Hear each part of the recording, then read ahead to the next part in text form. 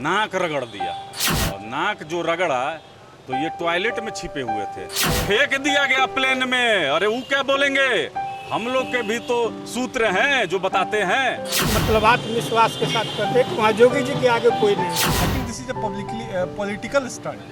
जोगी जी तो बहुत नेक आदमी है, बहुत अच्छे इंसान है। सन ऑफ मल्ला कहे जाने वाले मुकेश सहनी कल बनारस पहुंचे एयरपोर्ट। उत्तर प्रदेश सरकार ने निकलने भी नहीं दिया। दबे पांव फिर से मुकेश सहनी को बिहार भागना पड़ा। इन सवालों को लेकर हम लोगों से लगातार जुड़ भी रहे हैं और जान रहे हैं कि कितना सही कितना गलत। सर, ये पूरा घटनाक्रम जिस तरीके से कल बीता मुकेश सहनी के साथ, क्या लगता है कितना सही है कितना गलत है? देखिए, माननीय मंत्री जी का यूपी सरकार ने नाक रगड़ दिया, और नाक जो रगड़ा तो ये टॉयलेट में छिपे हुए थे। अच्छा। और फिर ये कलकत्ता होते हुए बिहार पहुंचे हैं और अपने को सन ऑफ मल्लाह बोलते हैं। कहाँ गया वो मान सम्मान स्वाभिमान कि आप एक मंत्री पद के लिए, मंत्री के पद के लिए आप अपने समाज का सौदा आपने कर दिया। आपके सहयोगी दल हैं यहाँ पे। आप माननीय मुख्यमंत्री आदरणीय नीतीश कुमार जी के कैबिनेट में हैं, या भूल गए क्या?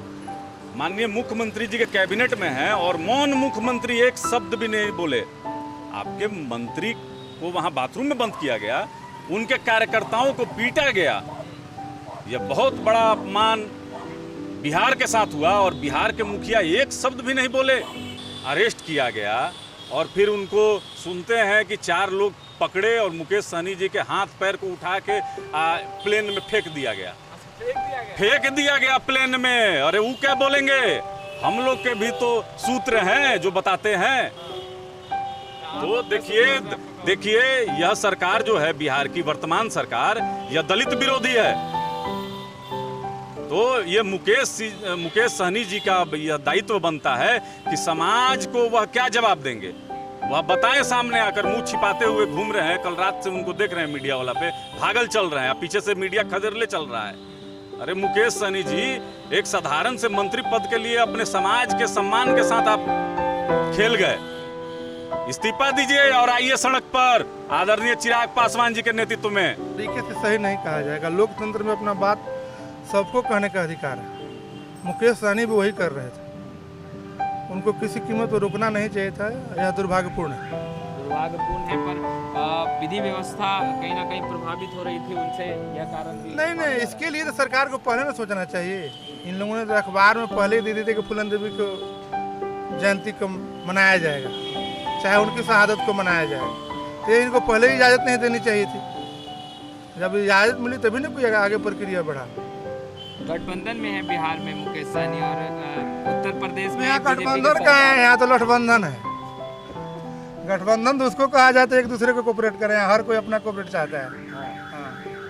कोऑपरेट नहीं कर रहे। नहीं, कोऑपरेट क्या है, मुंह में राम बगल में छुरी, थोड़ा थोड़ा देखो दूरी दूरी, ऐसा कुछ नहीं है। जो भी हो रहा है नौटंकी हो रहा है। सब जहाँ भी हो रहा है सब सही हो रहा है। जहाँ भी हो रहा है सब सही हो रहा है। हमारे नरेंद्र मोदी जो काम कर रहे हैं वैसा काम हिंदुस्तान में कोई नहीं कर रहा है।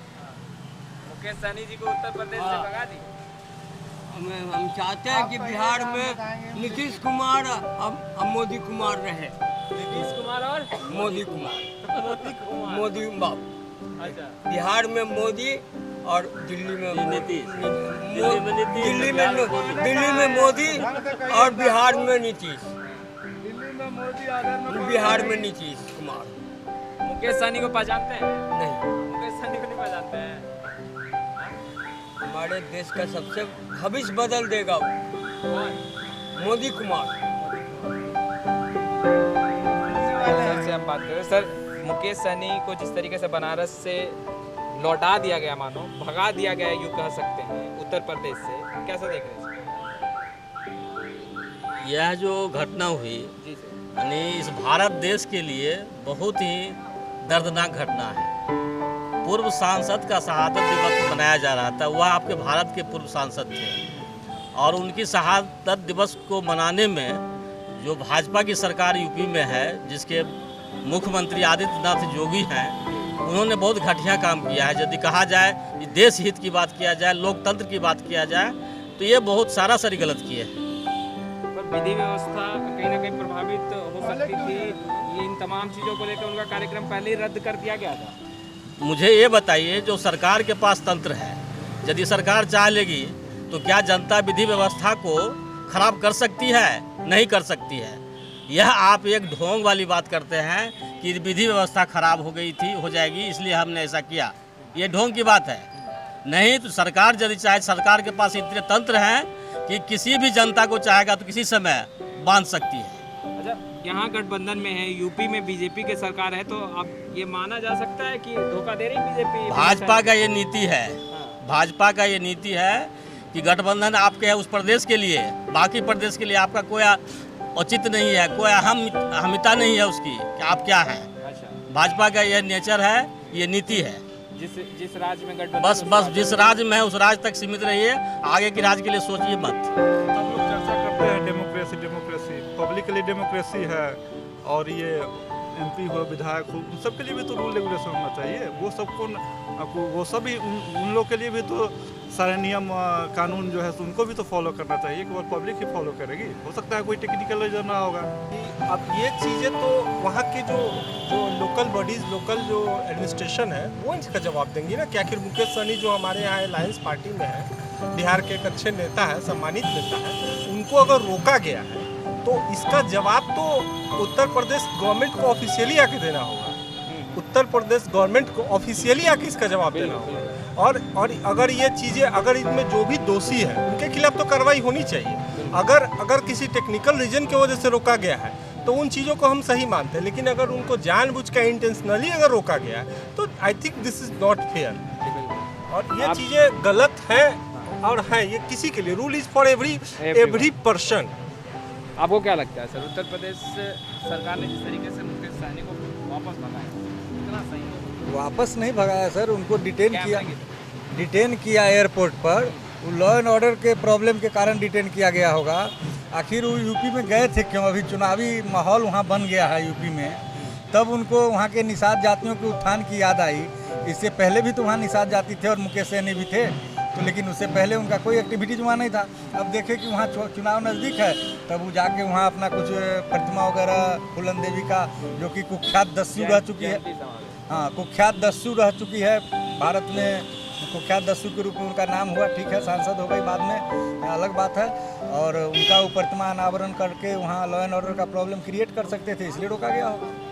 और जहाँ तक अलायंस की बात है सर, तो वहाँ जब अलायंस कर रहा है कि बीजेपी से उनका अलायंस है, तो यूपी में जब पहले से कार्यक्रम पर प्रतिबंध लगा दिया गया, तो उनको तो वहाँ के लॉ एंड ऑर्डर का फॉलो करना चाहिए कि जब हमारी सरकार है, हमारे अलायंस का वहाँ सरकार है, जोगी जी की सरकार है, तो उनका जो निर्देश होता है, जोगी जी के निर्देश से उनको कोई काम करना चाहिए था वहाँ। लेकिन ये अपने मन से अलग से कुछ कर रहे थे, तो लॉ एंड ऑर्डर प्रॉब्लम के कारण उनको रोका। ऐसा नहीं तो करे कि तमाम जो कार्यक्रम है उसे रद्द कर दी गई थी पार्टी की तरफ से। बिल्कुल, वो खुद वहाँ पहुँचे थे, कार्यकर्ताओं से मुलाकात करते। जब कार्यक्रम रद्द कर दिया गया था सर आप खुद कह रहे हैं कि कार्यक्रम रद्द कर दिया गया था, ऐसा मुकेश सहनी बता रहे हैं।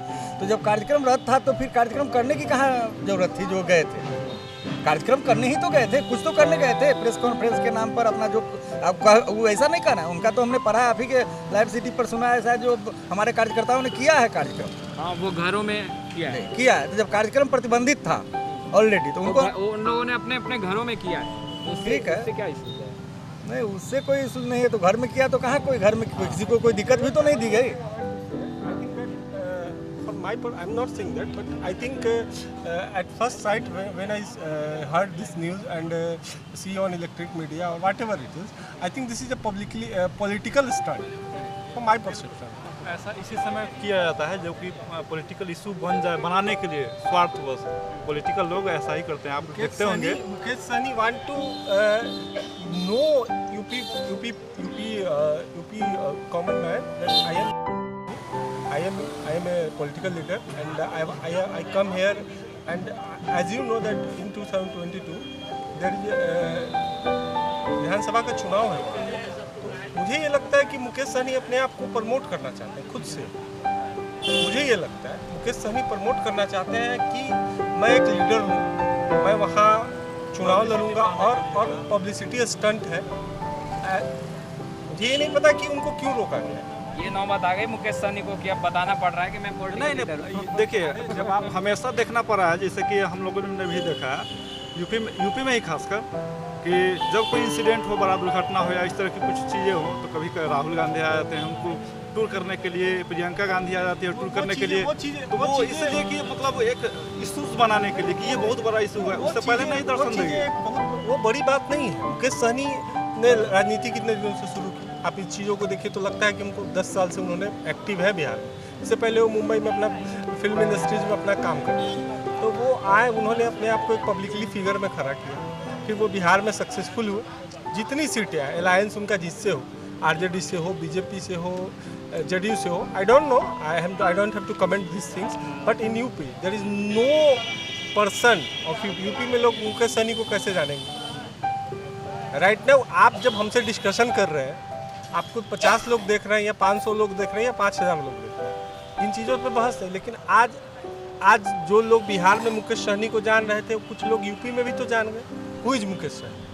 Mukesh Sahani is a political leader, और आप as you know next year there is a Vidhan Sabha का जो चुनाव है, हो सकता है इन चीज़ों को उससे भी जोड़ के देखा जाए। ये मेरा अपना ओपिनियन।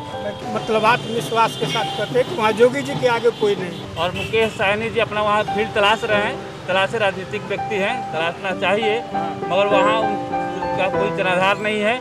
और योगी जी के जोड़ का कोई उत्तर प्रदेश में नेता नहीं है। जितना उन्होंने विकास किया है, पूरे हिंदुस्तान में किसी भी प्रदेश में ऐसा विकास नहीं हुआ है। और जो भ्रष्टाचार, जो अपराध पर नियंत्रण लगा है उत्तर प्रदेश में, योगी जी की सरकार आने से पहले वहाँ के हालात जो थे वो जग जाहिर है, और आज की स्थिति से भी सारे लोग अवगत हैं। कोई निषाद समाज को नहीं रोका गया है। वो गए थे विदाउट इन्फॉर्मेशन, जो है सुरक्षा के दृष्टिकोण से तो उसका कदम उठाना पड़ता है। वो मुकेश सहनी जी को रोका गया, ना कि किसी निषाद समाज को रोका गया। वहाँ उत्तर प्रदेश में तो हिंदुत्ववादी, तो वहाँ पर निषाद और ब्राह्मण और राजपूत की कहाँ बात आ गई। वहाँ पर तो सिर्फ हिंदूवादी पर और काम के आधार पर योगी जी की सरकार लड़ रही है। रोड में भी देखिए, गंगा एक्सप्रेसवे, 4 लेन, ये आपका पूर्वांचल एक्सप्रेसवे, मतलब विकास के काम के आधार पर योगी जी की आना तय है।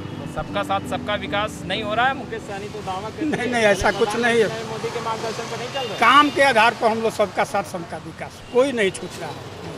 अगला तबका से लेके पिछला तबका से लेके से सारे लोग का विकास। फिर मुकेश सहनी ऐसा क्यों कर रहे हैं? मुकेश सहनी के बारे में अब पता है, अपना व्यक्तिगत बात है और कोई बात नहीं। पर अलायंस में तो है ना आप लोगों के साथ। उससे कोई दिक्कत नहीं है। उनका अपना पार्टी का अपना स्टैंड है, हम लोग अपना अलग स्टैंड है, सब अपना पार्टी का अलग स्टैंड आता है, उससे कोई दिक्कत नहीं। कोई दिक्कत नहीं। वहाँ पे मोदी जी 300, योगी जी 300 प्लस करोगे। 300 प्लस जी, इसमें कोई लड़ाई नहीं है। अभी बोल रहे 165 हम ही ले। छोड़िए, सब नेता ऐसे ही बोलते हैं, ये उनकी पार्टी की अपनी व्यक्तिगत बात है, तो उनसे कोई लेना देना हम लोग को नहीं है। योगी आदित्यनाथ जी को परेशानी का सामना नहीं करना पड़ेगा मुकेश सहनी? कहीं ना, योगी जी की लड़ाई नहीं है, कहीं नहीं लड़ाई, कहीं से भी नहीं। कोई कारण होगा, ऐसे थोड़ी बात है। योगी जी तो बहुत नेक आदमी है, बहुत अच्छे इंसान हैं। उनको क्षमता है कि देश को चलाए, राज्य को चलाए, और इतनी कैपेसिटी है कि वो सब चीज़ को संभाल लेते हैं अच्छी तरीके से। और यूपी का आज नक्शा बदल गया है उन्हीं के कारण। तो आपने सुना, तमाम लोगों से हम बातचीत कर रहे थे, जिस तरीके से बनारस से एयरपोर्ट पर मुकेश सहनी को रोका गया और मुकेश सहनी को उत्तर प्रदेश से यूँ कहें कि भगा दिया गया। मुकेश सहनी पटना लौटे और जमकर दहाड़ लगाई। उत्तर प्रदेश सरकार को जमकर खरी खोटी भी सुनाया। लगातार हम बातचीत भी कर रहे थे और राय आप तक पहुंचा रहे थे लोगों की। खैर, लाइव सिटीज़ के साथ बने रहें, हम तमाम लेटेस्ट इश्यू लगातार अपडेट करते रहेंगे। कैमरा पर्सन गुड्डू के साथ मैं वसीम खान, लाइव सिटीज़ पटना।